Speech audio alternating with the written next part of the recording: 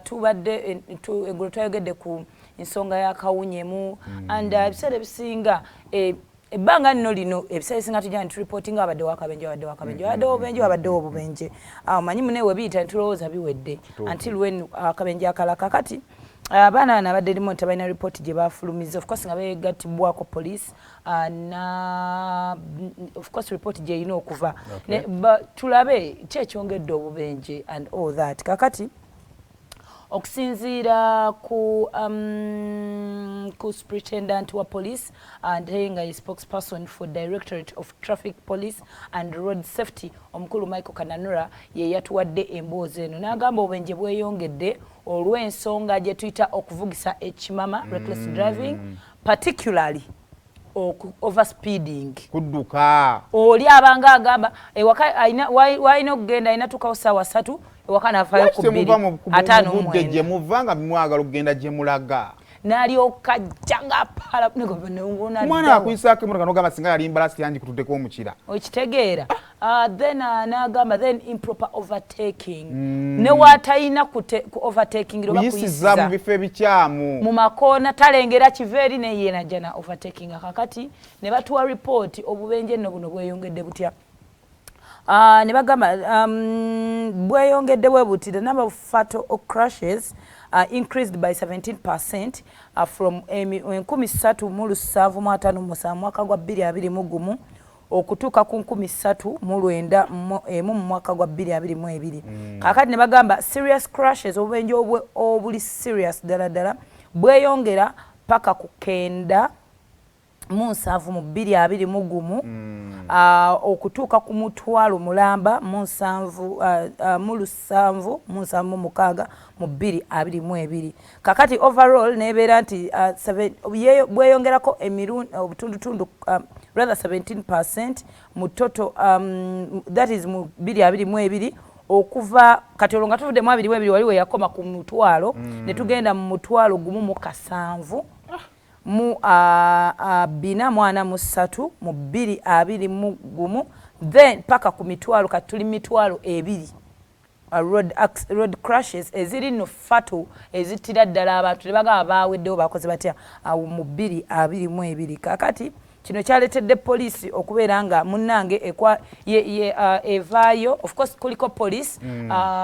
kuliko bagenda kuba begatta poliisi UNRA awamu ne Ministry of Health kubanga olumu abantu bagenda ne bawuninga zi driving permit tomayo oba omutwe mulamu tomayo oba alaba bulungi oba awulira because ebina bitwetagisa okubeera ku kubo ng'olyokke poliisi yo of course kumanya ekidduka kiri mu mbeera nnungi then UNRA naye eyingire okubanga okusinziira ku UN report bo bagamba okusinziira report zafuna all that United Nations ku review report yawe ebintu bye banotinze out kuliko first of all police okulyenguzi kyeyongedde nnyo bongedde ba anko babadde n'ebizibu emabegakawo balabira ddala n'alabangwa Seima avuga mumbwa Seimo n'amunyigayo nabeera ddala taxi ng'eri mu mbeera mbi nnyo n'amunyigayo aba yakamitako negenda nekola akabenje wali mu maaso kitegeera so okulyenguzi okwo kwe bagatidde enguudo eziri poorly constructed awo UNRA weyingiramu ate ezitali nkole kuba eziripoorly constructed kalekaleko n'ezitali nkole nyingi nnyo enguudo nakyo kintu kinene nnyo kyongedde ku bubenje buno emmotoka ezitalina waliwo rise mu nnamba y'emmotoka eziri ku kkubo nti kati okuva ku ripooti yaabwe gye baakola ya mwaka balaga nti nno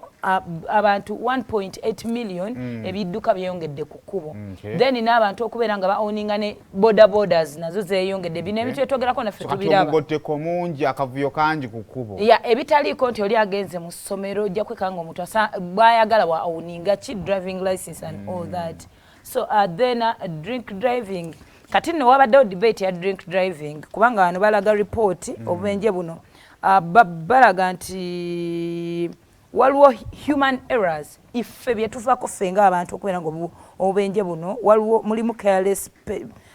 pedestrians abantu asala busaza abantu batambula n'ebirowoozo atambula ayogera bagwa mu mmotoka. Yes, and ekintu kye tulina okumanya omuntu tatomera mmotoka omuntu n'owaba agiguddemu semu bakwata gwatomedde so abantu bagwa mu mmotoka bali mu 5.6%. ate ng'ovudde n'okuba ebizibu n'abeera mu laavu ku kkubo bo tebawulira n'okuba eŋŋombe tebawulira andi bagala laavu eziba amaaso love is blind. Waliwo aba careless pedestrians, passengers are forced from vehicles. Mulimu abafa buvi ku motoka ne bagwa eri. Those are bino biroola and all that. Then waliwo drink driving eri ku 1%. Oli n'amala okunywa n'agenda ku kkubo. Then overloading and dangerous loading eri ku 0.9%. Dazzled by lights, that is 1%, and the rest non-human. Non-human, the remaining 19% that causes road crashes. Emmotoka eziri mu poor mechanical conditions ziri ku 15%. Then road conditions such as potholes bichi ziri ku 0.7%. Weather situations bino bire lufu enkuba etonnye ekkubo liseerera ziri ku 0.4%.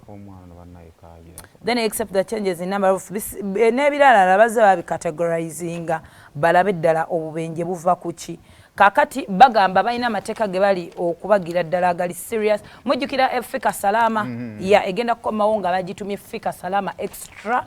okulaba waliwo gye bayitanga red card and actually oluna batandikibwa na lunaku lwaleero batandikira ku express awo ku speed.